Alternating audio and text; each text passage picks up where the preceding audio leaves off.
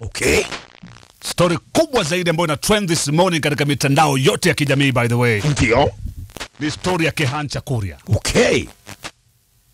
Rais alikuwa anaanza rasmi Ndio. ziara yake pale Kehancha Kuria ili kuweza kuongelesha watu wa Kehancha Kuria. Exactly.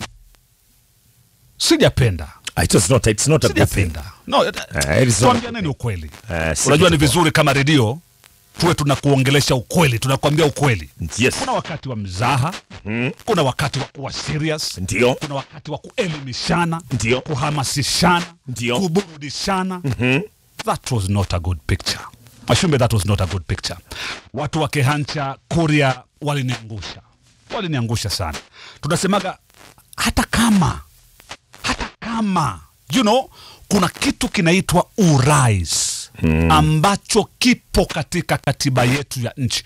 Urais, afisi presidency, afisi ya urais. Na by the way, sio kwamba tu ni afisi ya urais, hata iwe ni mpinzani, kiongozi wa upinzani, iwe ni MCA, iwe ni mbunge, iwe ni gavana, ni senator, it is wrong to respect, to disrespect an office.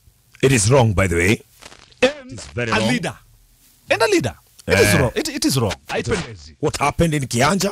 Hata pia mimi this beautiful morning nasema haikufaa kufanyika. Unajua, Haikupendeza. Haikupendeza. Na aliyefanya, by the way, sijui, lakini haukufanya kitu kizuri. Haikupendeza. Haikupendeza kabisa machoni mwa Wakenya. Na isitokee tena, by the way. Tunaomba kwamba Isitokee tena. Humpendi, wampenda, tuweke tu heshima. Yes, isitokee tena. Kama umeona kwamba maybe ni kiongozi utaki story yake, usiende. Usiende katika mikutano yake. Afadhali basi hata ile kuzomewa. Yes. Afadhali hata kuzomewa basi. Usiende, lakini si vizuri. Si vizuri kufanya kile kitendo ambacho kilitokea pale upande wa Kianja. Watu watatu so far wamekamatwa. Na uchunguzi bado unaendelea. Sijui kama ni watamshika yule ambaye alirusha kile kiatu. I hope kwamba watamshika na sheria itachukua mkondo wake. Maanake kule ni kukosa heshima kwa afisi ya urais. Lakini vile ninavyojua rais wangu baby anasamua tu kumsamea tu. Naam. Vile baba anavyosamea tu. Naam. Mtoto wake anasamua tu kumsamea, lakini ulichokifanya si kitu kizuri. And that's what's trending this morning. Tena kwa mpigo zaidi.